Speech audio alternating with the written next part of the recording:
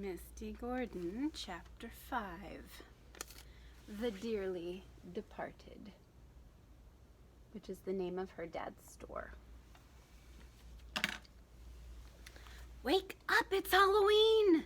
James shouted, prodding Misty's pillow. "You gotta take me to get my costume at the Dearly Departed." "What?" drooled Misty, half asleep. "Why can't you just walk there by yourself?" "What? Are you crazy?" he yelled. "The playground beast might get me." "I wish," Misty sighed. She also later wished that she had worn a jacket for their walk to the Dearly Departed. Though it was sunny, it was extremely chilly and windy, the biting gusts tinged with salt from the nearby ocean. The wind hadn't kept people indoors that brisk Saturday morning, though. Plenty of shoppers, mostly tourists, were out and about on cobblestoned Plunder Street, enjoying its various shops, restaurants, and pubs with backs banked along the seashore. As usual, a big crowd stood in front of the Ashcombe Museum. In addition to many historical artifacts displayed within its main building, the museum featured quite a tourist attraction. An underwater walking tunnel that stretched from the interior of the museum all the way down to the bottom of the bay, where, through a window, sightseers could view the gloomy barnacle-encrusted, sunken remnants of the ship, the Royal Ashcombe. So they can, go through an underwater tunnel and look at the shipwreck that's still in the bottom of the ocean. Next to the museum stood the ancient stone bell tower, at whose top the Ashcombe bell hung, which centuries ago had signaled the arrival of the ship. Misty glanced up at the bell. She got a prickly feeling as she recalled its mention in the strange riddle. "Beware, hark and listen well, for with the solitary gong of the Ashcombe bell..." Fat chance, thought Misty, that the bell would ever ring again, considering that it was damaged in the same legendary storm that destroyed the ship. Misty and James scooted through the group of tourists and continued down the sidewalk, passing neat little storefronts whose windows were decorated with scarecrows, orange streamers, and twinkling lights. Large carts of pumpkins, perfect for carving jack-o'-lanterns, stood outside Harkin's Hardware. In the window of the elegant Optical Illusions eyeglass shop, a display of lifelike owls and cats wearing glasses seemed to wink at passers-by. Next door, in front of Sweet House Candy and Condiments shop, a woman dressed as a witch handed out treats to children. "Misty?" said the witch, turning with basket in hand. "Happy Halloween!" Misty squinted at the witch, trying to recognize the person under the black pointy hat and bright green makeup. "Mrs. Sweethouse?" The witch nodded. "So, how are you feeling after... Mrs. Sweethouse hesitated. "Well, you know." Mrs. Sweethouse leaned down and whispered in Misty's ear. "The mayonnaise incident." "Fine," said Misty. "Really."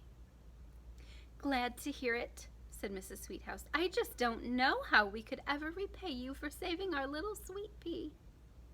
She gave Misty a hug and then tapped the thick rims of Misty's glasses. "I'm still getting used to seeing you wear those things." "Me too," said Misty. "Well, we need to be getting to the Dearly Departed. James is picking out a costume for trick-or-treating." "Remember to pay my house a visit tonight," Mrs. Sweethouse said to James, handing him some candy. "And that goes for you too, Misty." Misty and James scurried past the blacksmith shop, Sinclair's Sea Store, and finally the noisy Hum-Rum Tavern, where its proprietor, Sam Port, stood in the doorway polishing a drinking mug with the hem of his apron. "Looking for Mr. Yates?" said Mr. Port. The red-nosed Mr. Port took a few steps out of his tavern doorway and pointed to the Dearly Departed's window. Behind its smudged glass, Mr. Yates lay, snoozing atop a Victorian couch. "Thanks, Mr. Port," sighed Misty, opening the shop's door and pushing James inside. Bells tinkled and Mr. Yates snorted awake, yelling out of habit, "Welcome to the Dearly Departed!" James snickered. while Misty helped Mr. Yates out of the window and onto the floor of the shop. "Why, it's the young Gordons!" Mr. Yates cried, rubbing his watery eyes behind his glasses. "What brings you to the store?" he asked, blowing a cloud of dust from a stack of books. "I'm here to find a Halloween costume," said James, sneezing. Achoo. "Ah, Halloween. So that's what today is?" Mr. Yates mused, taking off his hat and scratching his silver-haired head. "I thought we were still in the month of August." His voice trailed off for a moment, and he put his hat back on. "But it's Halloween, you say?" He glanced out the window and nodded. "Well, that explains the chilly weather and all those bloomin' pumpkins on the street." James and Misty shook their heads. Mr. Yates had a terrible memory. His memory was so bad that in order to keep from losing his keys, he wore them on a chain around his neck. Oddly, Mr. Yates could remember things that had occurred 50 years ago, but he couldn't recall what he had eaten for lunch. He would tell you something, and then 2 minutes later, presto, the thought would vanish, and he wouldn't even remember having spoken to you. Hard-pressed as he was to remember the present, he had a passion for the past, and you could not find a kindlier gentleman or one as knowledgeable about antiques as dear Mr. Yates.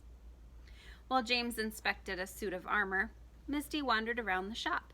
To her astonishment, the store had actually gotten messier since her last visit. Books lay scattered atop dilapidated couches and faded chairs. Cracked vases tottered on the edge of lopsided tables, and throughout the room, a variety of broken floor lamps leaned against carved statues of tigers and monkeys. A velvet top hat lay on an open wardrobe, inside of which hung a red flapper dress from the 1920s, its fringe softly swaying in the drafty air.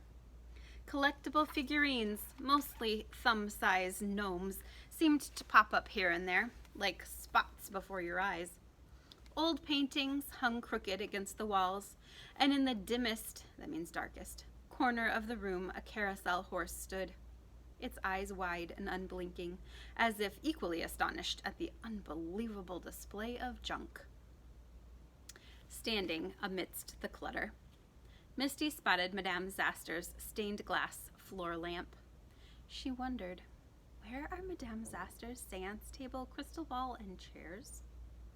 Her eyes searched the room for them, but they were nowhere to be found. "Oh!" Mr. Yates yelped, as if a mouse had bitten him.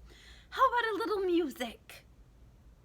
He trotted to a Victrola, a phonograph with a large lily-shaped speaker. It's kind of like a really old record player. Cranked its handle and placed its needle on a thick black record. The Charleston Rag began playing. "Dapper tune!" cheered Mr. Yates, dancing some clumsy steps, his wild kicks sending gnomes shooting across the floor. Misty couldn't help laughing at Mr. Yates as he kidded around, waving his arms in the air and blowing kisses at the red flapper dress. All of a sudden, Misty's laughter died. She sucked in her breath as she felt the cat-eye glasses growing painfully cold. In an instant, the lenses grew foggy, and what Misty saw next blew her mind. Wearing the red flapper dress was the ghost of a woman completely decked out in 1920s style. Her bobbed hair swung back and forth as she danced and threw her translucent arms in the air. Misty gasped, stumbling backward into a lamp. She felt a tug on her sleeve. She spun around to behold, that means see, another apparition. This one, a pale blue man in a top hat and tuxedo, a life vest fastened around him. Shivering, the ghost held a boarding pass to the Titanic. "Could you direct me to the lifeboats?" he moaned. Eerie laughter erupted from the corner of the room. Misty turned to see a ghastly little girl riding the carousel horse, shaking its reins in her milky white hands. Misty let out a piercing scream. "What's with you?" said James, still admiring the suit of armor. To Misty's horror, she saw that the gaps in the armor's face shield revealed the sickly purple face of a knight. Is the battle over? Wailed the knight, his hollow voice echoing inside the metal suit. Misty bolted to her brother and snatched him away. Why are you freaking out? James yelled. Don't you see the knight in the armor? Asked Misty, trembling. Knight? Said James, a puzzled look on his face. What are you talking about? We're leaving right now, said Misty firmly. Are you kidding? Said James, exasperated. I haven't even found a costume yet. Misty felt a tap on her shoulder. Warily she looked. It was only Mr. Yates. Whatever is the matter? He asked. Misty stammered, trying to remain calm, despite seeing the ghost of a boy playing a game of marbles on the wooden floor. We just have to be getting back home. Misty gave James a warning look as if to say, don't even ask why. James sighed. Bye, Mr. Yates. Wait just a moment, Mr. Yates said. I'd like James to see something. Mr. Yates opened the other side of the wardrobe and took out an ancient-looking garment made of old black leather. It had a V-shaped body, slightly puffed sleeves, and a long column of small brass buttons. Mr. Yates held it high in the air. How about this doublet for a costume? He asked James. Doublet? Said James. What's a doublet? A doublet is a type of jacket that European men wore between the 15th and 17th centuries, answered Mr. Yates. This particular one is from England and happens to be authentic and not for sale. Mr. Yates brushed a cobweb from it. But you're more than welcome to wear it for Halloween. James gazed at it. Oh, no, he said, scrunching up his nose. I mean, it's cool looking and all, but it's way too big for me. And besides, I don't know if it's truly scary looking.